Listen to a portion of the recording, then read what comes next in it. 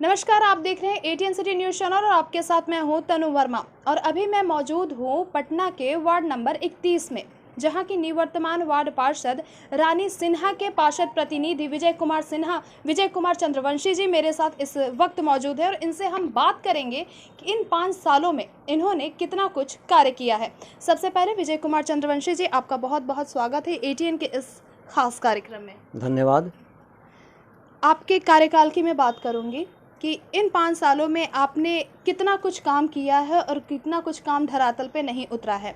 अन्य वार्डों की अगर बात की जाए तो वहाँ पे कुछ सरकारी काम ऐसे हैं जिनको ये बताया जा रहा है कि हमने अपनी तरफ से कोशिश की, फंड नहीं रहा, मतलब बहाना कह लीजिए या उनकी मजबूरी कह लीजिए, जो भी हो।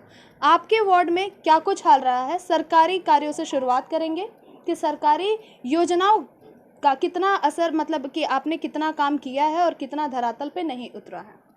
सरकारी योजना मतलब जैसे आवासीय योजना, नल जल योजना, आवासीय योजना के बारे में पहले बताइए। प्रधानमंत्री आवास योजना 2018 में फॉर्म फिलअप भी हुआ है, जो कि पूरे बिहार का ही मामला है और 75 वार्ड का है।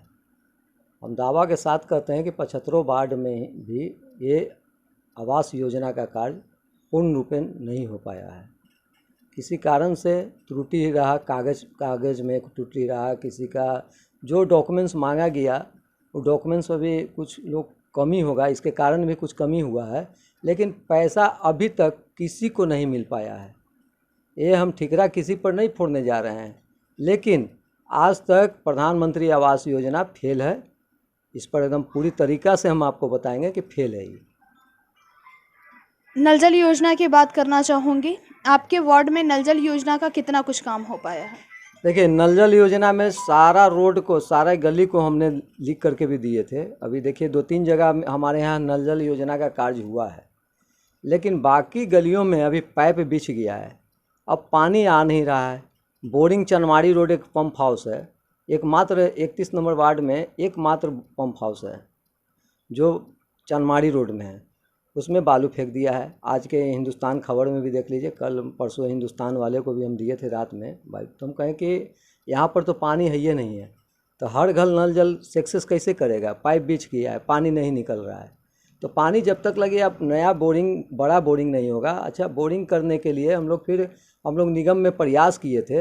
अब प्रयास से आपका किशोर कुणाल पार्क है, वहाँ पर ही 2007 या 8 में, 7 और 8 में PHED द्वारा बना था वहाँ पर एक बोरिंग, हाई बोरिंग। वो भी बोरिंग जो है ध्वस्त हो चुका है, ख़त्म हो गया, पानी नहीं आता है। उसके बगल में नगर निगम के माध्यम से 1 करोड़ 12 लाख के लागत से वहाँ पर दिया हुआ है, लेकिन वन विभाग और पार्क के जो रख रखाव करने वाले, उनके तरफ से भी NOC नहीं मिल पा रहा है। हम लोग लगातार प्रयास में लगे हुए हैं, वहाँ पर बोरिंग हो जाएगा ताकि वार्ड 31 को पानी पुनः मिलने लगेगा सबको। आखिर क्या कारण है कि ये योजनाएं, मतलब कि आ तो रही हैं लेकिन धरातल पे नहीं उतर पा रही हैं? आपने आवासीय योजना का जिक्र किया कि मतलब इतना कुछ होने के बाद लोगों तक पैसा नहीं पहुंचा, पैसा नहीं मिला, फंड की कमी रही। कौन जिम्मेदार है आखिर इसके पीछे? इसके पीछे प्रशासन जिम्मेवार रहेगा। हम लोग तो लिख करके देंगे ना, हम लोग जनता का बात को, हम लोग बीच के माध्यम है, जनता के बात को वहाँ बोर्ड तक पहुँचाना, यानी प्रशासन तक पहुँचाना, वहाँ तक पहुँचाना, लिखना पढ़ना सब चीज़ हम लोग किए हैं। लेकिन काम किसका है? ये सरकार का भी तो काम है। मतलब लिखित देने के बावजूद इस पे कोई काम नहीं होता, जवाब क्या मिलता है आप लोगों को? बार बार वो जो प्रधानमंत्री आवास योजना के बारे में बता देते हैं बारीकी से। जब यहाँ पर ये आवेदन लिया गया, सरकार की ओर से ही आया, आवेदन ले लिया। आवेदन लेने के बाद में 2 महीना के बाद इंक्वायरी हुआ।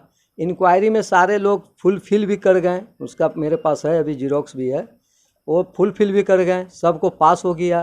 फिर आया 2 महीना बाद इंक्वायरी करने, फिर एगो फ़ोटो खींचा, फिर 1 साल, फिर 1 साल के बाद में फिर वही हाल। माने लगातार वो खाली कोयरी पर कोयरी होते रहा और पैसा किसी को अभी तक नहीं मिला है। इसमें 2 तरह का योजना था।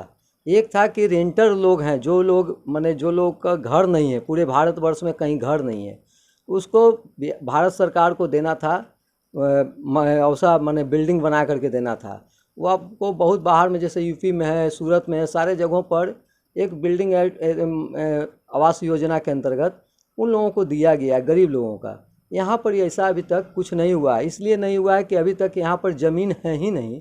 ज़मीन बिहार सरकार रिकमेंड नहीं किया है, तो भारत सरकार बना के कहाँ से देगा। बात यहाँ पर यही लटक रहा है मामला।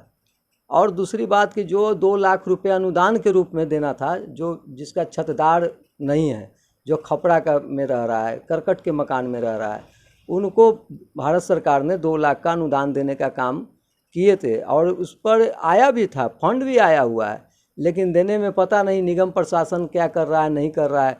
हम तो दोषी तो निगम प्रशासन को देंगे, चूँकि हम तो बोर्ड में बोलते हैं, हमारी मैडम तो बोर्ड में बोलती है, तो बोर्ड का ही ना हम लोग देंगे हवाला। तो बोर्ड में आप जा करके देखिए, उनका पूरा देख लीजिए कि कब कब क्या क्या बोली है। तो हम लोग लगातार आवाज़ उठाते हैं इस पर, और अभी तक इस पर सक्सेस नहीं किया है। अच्छा, एक और मामला जो हम लोगों के भी प्रकाश में आ रहा है और आप लोगों को भी ज्ञात होगा कि मतलब फर्जी वोटर्स देखने को मिल रहे हैं, यानी एक ही नाम के 2 क्षेत्र, मतलब 2 अलग अलग जगह के लोग पाए जा रहे हैं। तो आखिर इन पे कैसे रोक लगेगा, इसके लिए आप लोग की तरफ से क्या कुछ पहल किया जा रहा है इस पे? देखिए, अभी इसी पर तो बैठ करके अभी काम भी कर रहे हैं। इसको करना क्या है कि आधार कार्ड से जोड़ देना है। जिस तरह से पैन कार्ड जुटा हुआ है, ड्राइवरी लाइसेंस जुटा हुआ है, आप मकान अब लेते हैं जो वो भी रजिस्ट्री जब हो रहा है तो वो भी आपको आधार कार्ड से जुड़ गया है। आप मतलब एक आधार डालिए, सब चीज़ आपके पास सामने है। तो हम जो भारत सरकार का जो पहल है निर्वाचन आयोग का सराहनीय कदम है कि इन्होंने कहा है कि वोटर आईडी कार्ड को आधार कार्ड से जोड़ने का काम करना है। तो आधार कार्ड से अभी हम लोग सबको बता रहे हैं कि आधार कार्ड से जुड़ा लीजिए, फर्जी से हम लोग बचिएगा। फर्जी जो आज यहाँ भी दे रहा है, गांव में भी दे रहा है, वहाँ भी दे रहा है, इस मोहल्ले छोड़ करके अगला मोहल्ला में भी उसका नाम है वोटर लिस्ट में। तो ऐसे लोग छटेंगे। आधार कार्ड से जैसे ही जुड़ जाएगा, जैसे ही लिंकअप हो जाएगा, वैसे फर्जी लोग छट जाएंगे। मतलब आधार कार्ड से लिंकअप होने के बाद जितने फर्जी लोग हैं वो लोग, तो सही बात है, वो तो सामने आ जाएगा। इस बार का जो मेयर का चुनाव होना है वो उसका फैसला जनता स्वयं करने वाली है। पहले होता था कि वार्ड पार्षद चुनते थे मेयर को, और इस बार जनता के हाथों में ये फैसला होगा। तो क्या लगता है इससे, मतलब वार्ड पार्षद की क्या मतलब पावर क्षीण हो रही है? देखिए, पावर तो विकेंद्रीकरण हो ही रहा है भारत में। आप देख लीजिए, आप लोग भी पता कर लीजिए कि भारत में कौन सा ऐसा राज्य है जहाँ पर डायरेक्ट जनता के द्वारा मेयर का चुनाव हो रहा है। हमें तो 1-2 जगह पर लग रहा है, लेकिन बाकी स्टेटों में नहीं है, कहीं भी नहीं है। पार्टी लेवल पर चुनाव होना चाहिए था, पार्टी लेवल पर चुनाव करवा लेते, जिसका बहुमत आता उसका मेयर बनता।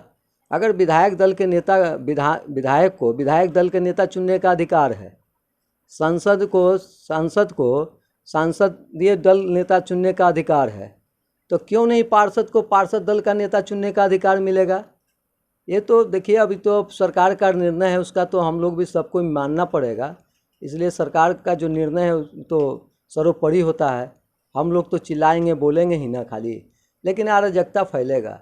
देखिए, वो 5 साल के लिए फिक्स हो जाएंगे, 5 साल के लिए उनको ना कोई दबाव आएगा, ना कोई हटाने वाला रहेगा, ना कोई झुकाने वाला रहेगा।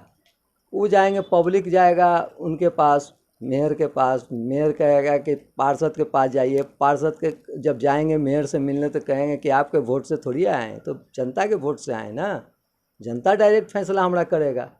लेकिन ऐसा नहीं है।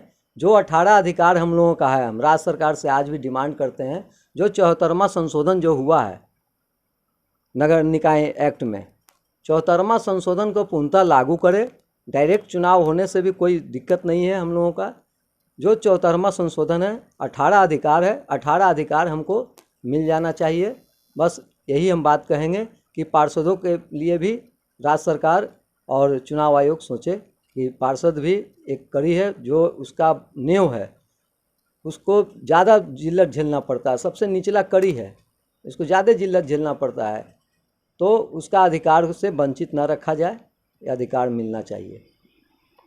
आपने सुना विजय कुमार चंद्रवंशी जी के साथ हमारे इस खास बातचीत को। अब अपने इस कार्यक्रम को यहीं समाप्त करते हैं। कैमरा पर्सन नीतू के साथ मैं तनु वर्मा, ATN सिटी न्यूज। तंत्र मंत्र के बादशाह, भारत के जाने माने सर्वश्रेष्ठ गुरु खान बंगाली, मिलेगा हर समस्या का समाधान गारंटी के साथ। भटको चाहे जहां, काम होगा सिर्फ यहाँ। गृह कलेश, कर्ज मुक्ति, प्रेम विवाह, जादू टोना, पति पत्नी में अनबन, सौतन या दुश्मन से छुटकारा, विदेश यात्रा में रुकावट, फिल्मों में प्रवेश और कोर्ट कचहरी जैसी समस्याओं का समाधान। गुरु खान बंगाली, 3 घंटे में पाएं घर बैठे समाधान। अभी फोन करें।